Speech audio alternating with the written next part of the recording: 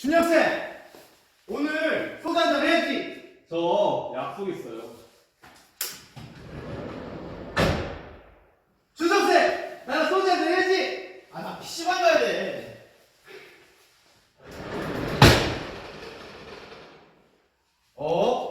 내가 신라? 아이씨, 라면이나 먹어야 되겠다.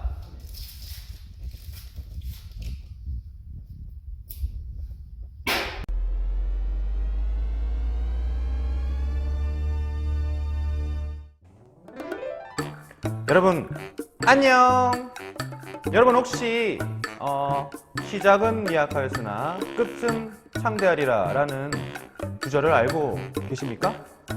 이 구절은요, 얼마 전에 굉장히 시청률이 높았던 이태원 클라스라는 드라마가 있었는데, 선생님과 외모가 굉장히 비슷한 이 박세로이, 김세로이 이라는 이 주인공이 처음에는 작은 식당에서 우여곡절 끝에 시작을 했지만 끝은 굉장히 큰 기업의 오너가 되지요. 요때 쓰는 이야기입니다.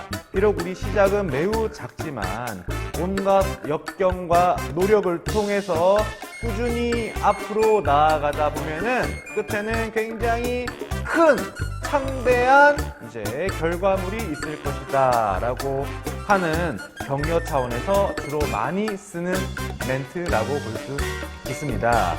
우리가 국가에서도요, 우리가 역사적으로 옛날에 여러 나라들이 있는 국가에서도요, 이 구절과 굉장히 연관이 깊은 국가가 있는데요. 그 국가가 오늘 배우는 신라입니다. 왜냐고요? 한번 들어가. 이 신라는요, 자, 처음에 보시면은, 여기도 마찬가지입니다. 1세기. 제일 처음에 이 신라를 건국했던 왕이 누구냐면, 1번 박혁거세입니다. 자, 박혁거세라는 왕의 이름은 다들 들어보셨죠? 박씨인데요. 어디서 태어났죠? 그래서 아래에서 태어났습니다. 그래서 박씨는요, 우리나라 고유의 성이겠죠. 왜냐하면 아래에서 태어났으니까. 이 미스터 박이 나라를 건국해서 만듭니다. 박혁거세가 건국을 했더라라는 것만 보고 넘어가도록 합시다.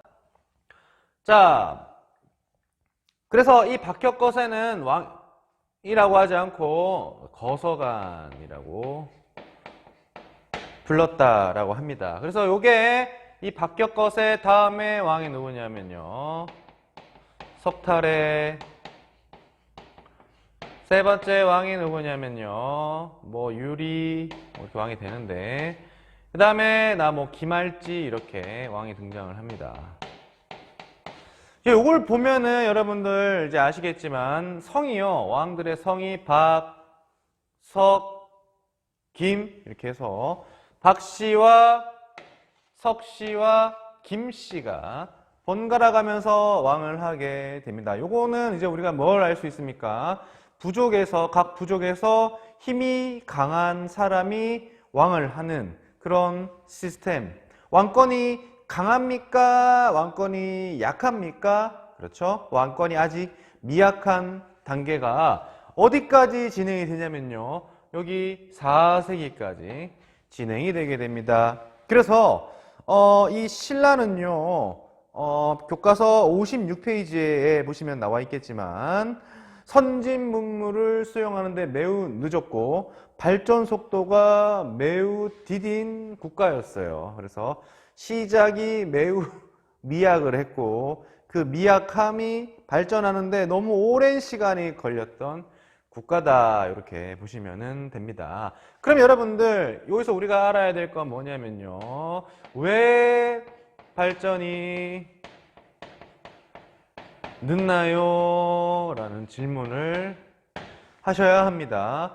이 4세기는요 어느 정도냐면 백제는 근초고왕이 있었던 시대예요. 그 다음에 고구려는 누가 있냐면은 광개토 대왕이 후반에 나오고 그 전에는 소수림왕이 있었던 고구려와 백제는 이미 국가의 기틀을 마련한 상황이었다면 신라는 아직 왕권조차도 확립이 되어 있지 않은 그런 약한 상황. 그럼 여기서 우리는 왜 발전이 이렇게 늦나요? 라고 이제 질문을 하는 거죠. 요의 가장 명확한 답은요, 뭐냐면 지형에 있습니다.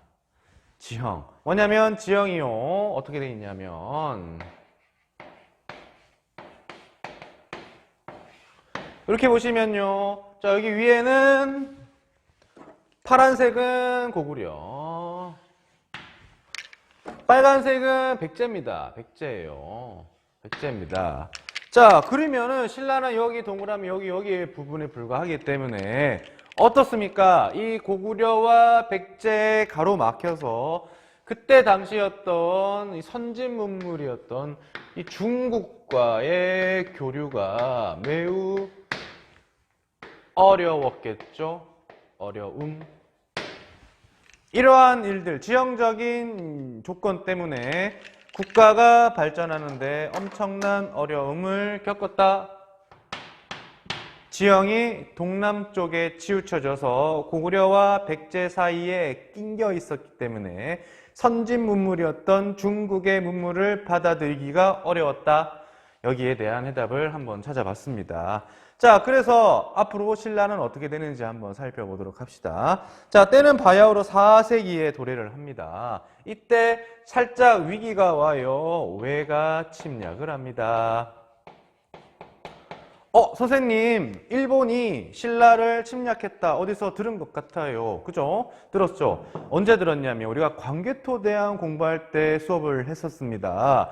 광개토대왕이 집권할 당시에 신라에 일본이 쳐들어옵니다. 그때 당시에 왕이 누구였냐면 뇌물 마립간이에요.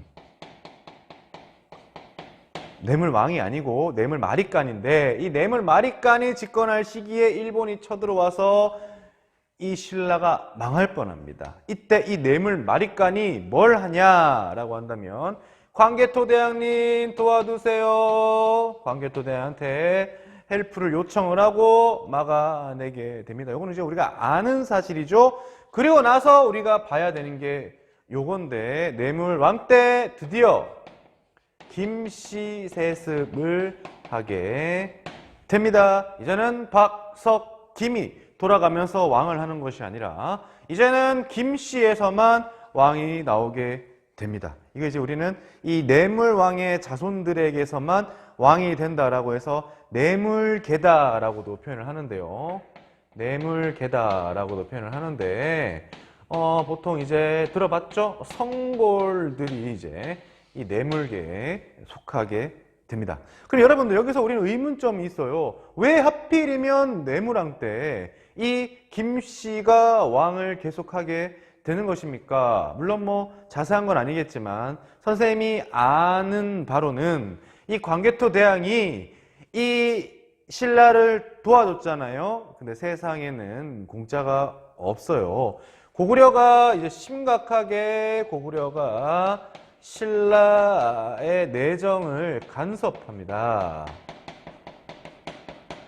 고구려가 신라의 내정을 간섭을 하고, 이제 이 신라의 왕은요, 이 고구려의 말을 잘 들을 수밖에 없는 시스템이에요. 적어도 이 뇌물왕은요. 뇌물왕이 죽었잖아요. 근데 만약에 이 김씨가 죽고 난 다음에 다시 박씨가 왕이 된다면 광개토대왕 입장에서는 얘는 내 말 안 듣겠네, 이럴 수 있잖아요. 그죠? 그래서 앞으로 너네 김씨 해, 이렇게 했다라는 얘기가 있고, 저도 그 얘기가 좀 유력한 것 같아요. 여러분들의 생각은 어떤지 궁금하네요. 자, 그리고 나서 이제 김씨로 세습이 되고 5세기로 넘어오게 되는데, 이때 이제 고구려의 최대 전성기였죠. 장수왕 집검기입니다. 선생님이 백제 고구려 설명할 때 잠깐 얘기했지만 이 장수왕 집검기 때는요, 장수왕이 무슨 정책을 펼치냐면 남하 정책을 펼치죠. 그래서 계속해서 남쪽으로 밀고 내려오게 되고, 이 고구려의 영토 침략과 더불어서 이 내정 간섭에 지친 신라와 그 다음에 계로왕이 괴롭게 괴로괴로거리면서 전사했던 이 백제의 이해관계가 맞아떨어지면서 둘이 동맹을 맺게 됩니다. 이 동맹의 이름이 이 나제의 동맹이에요. 자, 언제 맺었다고요? 낮에 맺습니다. 언제 맺었다고요? 낮에 맺어요. 자, 낮에 동맹인데 이 낮에 동맹을요. 언제 맺었다고요? 낮에 맺었습니다. 예. 이 동맹을 맺는데 사실 가장 이제 완벽한 동맹은 결혼 동맹이겠죠. 그래서 지난 시간에 얘기했지만 백제의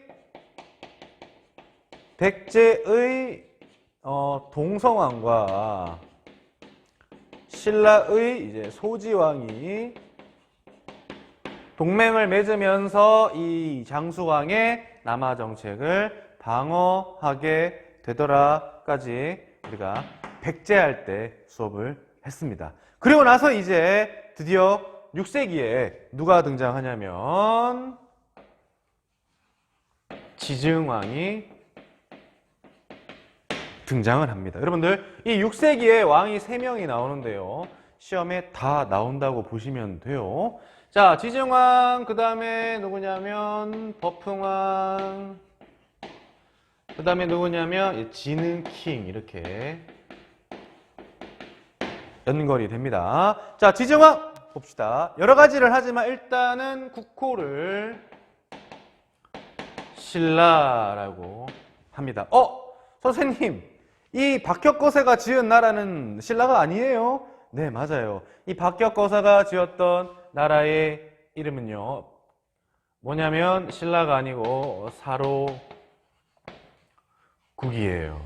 이 사로국이 이제 지증왕에 이르러서 신라라고 하고요.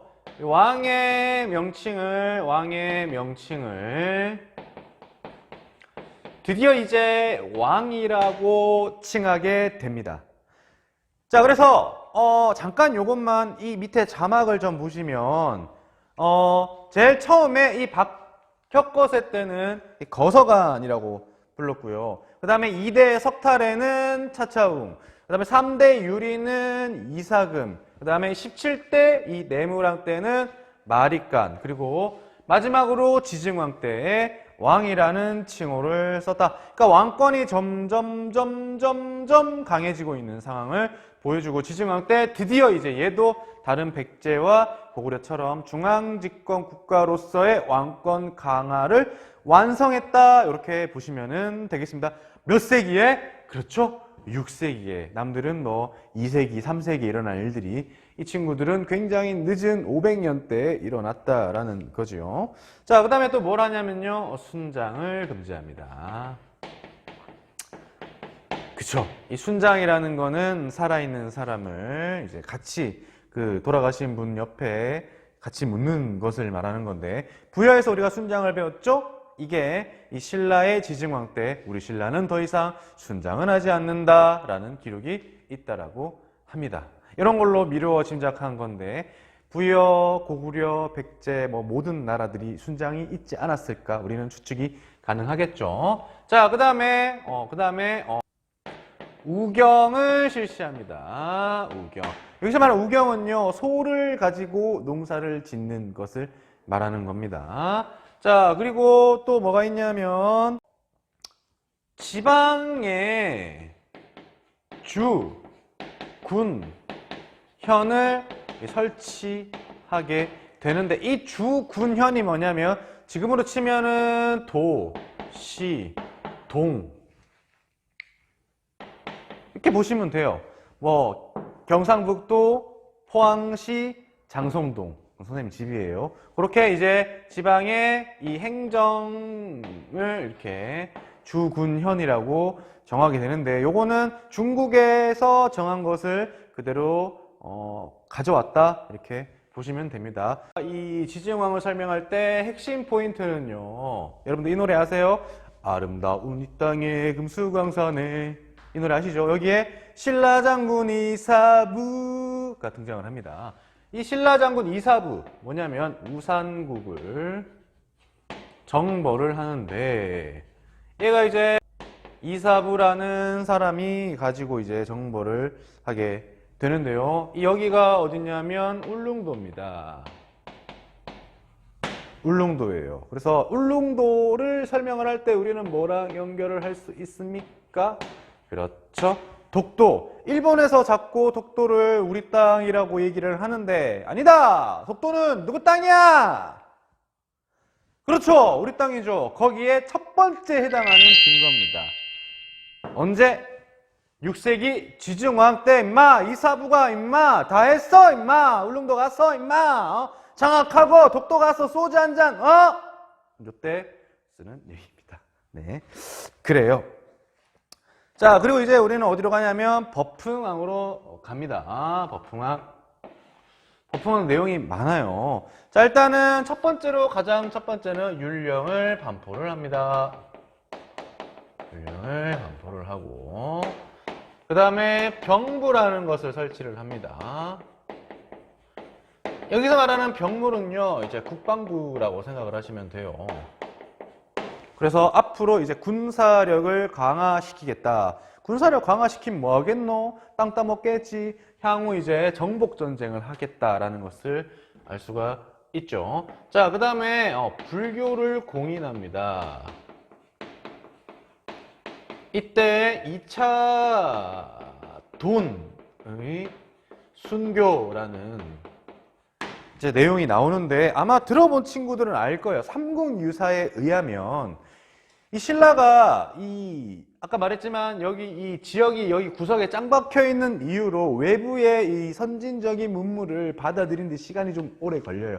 그 말 즉슨 신라 고유의 토속 문화, 토속 신앙의 영향력이 엄청나게 강한 국가였다. 그래서 왕의 입장에서는 이 불교라는 이 좀 정신 고등적인 종교를 갖고 와서 이 사상의 통일을 하고 싶은데 이 신라의 이 귀족들과 이 백성들의 반발이 워낙 심하다 보니까 이 정치적인 부담을 느끼고 고민을 하고 있는 상황이었어. 이때 2차 돈이 나타납니다.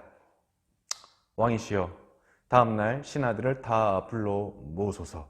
그리고 보는 앞에서 내 머리를 잘라주세요. 그래서 머리를 자릅니다. 그랬더니 갑자기 피가 이렇게 올라가는데 그 피가 하얀 색깔이었다.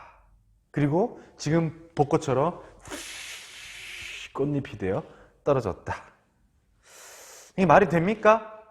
이제 말이 안 되죠. 이 말은 이차돈이라는 사람이 죽은 건 맞는 것 같아요. 하얀색 피랑 꽃잎 이런 건 아닌 것 같고, 이게 뭡니까? 이 불교라는 걸 받아들이기 위해서 높은 사람의 머리를 자를 정도로 강력한 반발이 있었다, 이렇게 보시면 되고, 우여곡절 끝에 불교라는 것을 공인을 성공을 했다, 이렇게 보시면 되겠습니다. 자, 또 뭐가 있냐면요, 우리가 금관가야를 정복합니다.